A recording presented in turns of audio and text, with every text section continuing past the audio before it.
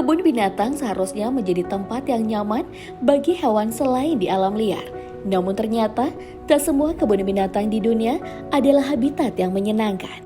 Ada beberapa kebun binatang yang memperlakukan hewan dengan tidak wajar, mulai dari kandang yang sempit, hingga penyelundupan dan penyiksaan terhadap satwa, dan ada juga yang bahkan menyebabkan mereka mati. Guys, siapa sangka negara kita Indonesia yang memiliki keanekaragaman fauna punya catatan penting soal perlakuan tidak etis terhadap satwa yang dilindungi. Salah satunya adalah kebun binatang di Surabaya ini.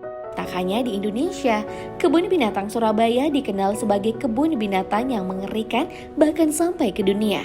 Mirisnya, sejumlah satwa langka di tempat ini sakit dan tak terurus. Contohnya, seekor jerapah yang ditemukan mati dalam keadaan mengenaskan, dan yang mencurigakan adalah ditemukan sampah plastik di dalam perut hewan jangkung ini.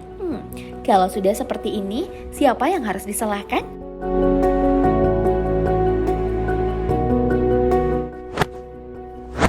Meski dijuluki kota termakmur di dunia, rupanya Mumbai memiliki kebun binatang yang sempit dan kotor.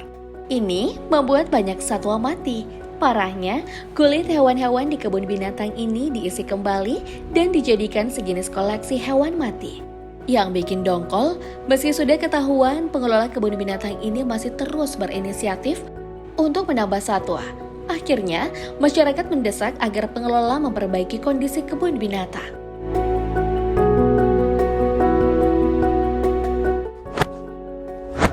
Salah satu kebun binatang paling jahat di dunia adalah kebun binatang Giza di Mesir. Satwa di tempat ini hidup dalam kondisi yang menyedihkan, tinggal di kandang yang kotor, sempit, dan hanya diberikan sedikit pelatihan di sini. Selain itu, menurut catatan Washington Post, kebun binatang yang satu ini ternyata juga punya kasus kematian satwa yang mencurigakan.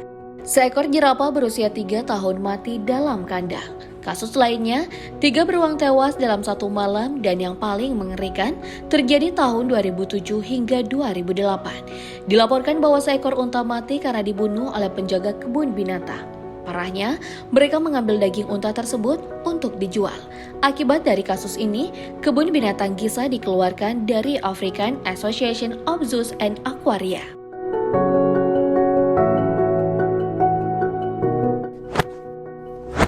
Selain kebun binatang Giza di Mesir, salah satu kebun binatang yang juga punya kasus kematian di dalam kandang adalah kebun binatang Kiev, Ukraina.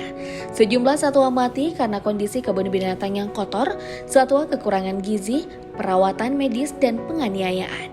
Yang paling bikin tercengang adalah ditemukannya kasus korupsi di kebun binatang yang memiliki 2.600 satwa dengan 328 spesies ini.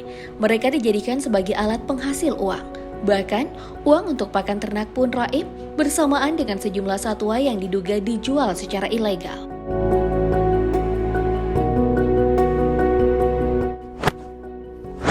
Kisah pilu juga dialami oleh seekor gajah bernama Lucky yang hidup sendirian di dalam kandang karena sahabatnya yang bernama Queen mati. Sebagai hewan yang senang hidup berkelompok dan bersosialisasi, tentu gajah Lucky membutuhkan sahabat. Akibat dari kematian sahabatnya, gajah Lucky jadi lebih sering menunjukkan perilaku obsesif ketika berada di kandang sendirian. Kebun binatang yang memiliki lebih dari 9.000 satwa dengan 750 spesies berbeda ini sebenarnya sempat melakukan tindakan kekerasan. Mereka menangkap dan membawa satwa ke kebun binatang untuk dijadikan sebagai pameran.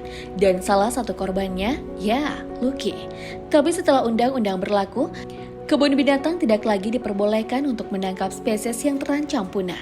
Selain itu, tindakan perdagangan baik impor maupun ekspor dengan cara apapun juga tak lagi dibenarkan.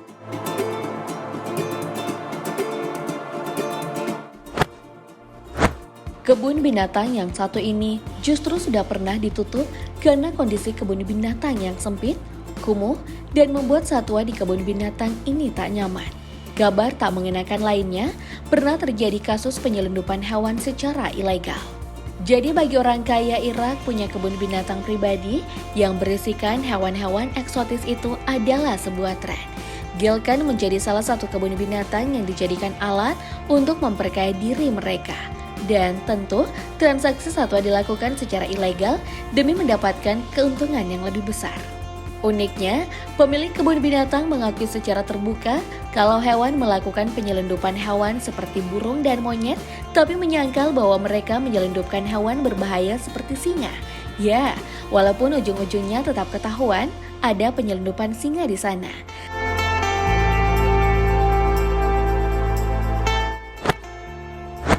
Kasus kelayan penjaga kebun binatang memang selalu terjadi.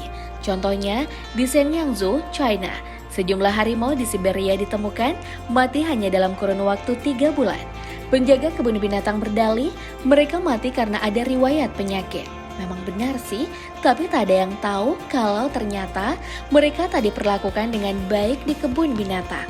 Mereka dibiarkan kelaparan, dikasih makanan dalam jumlah kecil, barulah setelah 2 tahun penyiksaan ini terjadi, pemerhati satwa angkat bicara dan mereka percaya kalau satwa di kebun binatang Shenyang sebenarnya mati karena kekurangan gizi.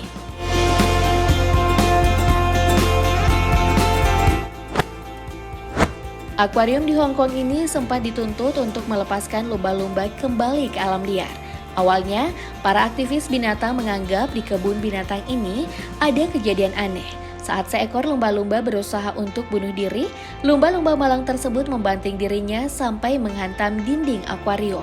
Tapi petugas menyangkal dan menganggap itu sebagai hal yang biasa. Mereka bersikeras kalau satwa di tempat ini dirawat dan diperlakukan dengan baik. Aktivitas lingkungan juga sempat membuat kampanye untuk melindungi lumba-lumba.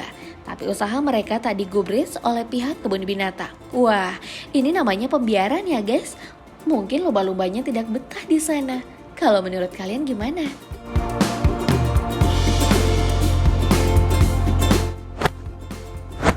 Perlakuan terhadap satwa di kebun binatang ini juga cukup mencengangkan. Ditemukan 20 satwa mati karena diperlakukan tidak manusiawi. Nasib miris dialami oleh seekor singa bernama Rino. Ia ditemukan mati di dalam kandang pada suatu pagi dan sakit selama setahun karena diberi minum bir. Sebelum mati, Rino lumpuh dan tidak bisa bergerak sama sekali. Kematian Rino membuat populasi singa di kebun binatang Dhaka yang dari 18 tersisa 17 ekor saja. Dan fakta lainnya ditemukan setelah kematian Rino, 18 gajah tersebut dimasukkan ke dalam kandang berukuran sempit dan hanya ada 8 kandang di sana. Bisa dibayangkan betapa sesaknya?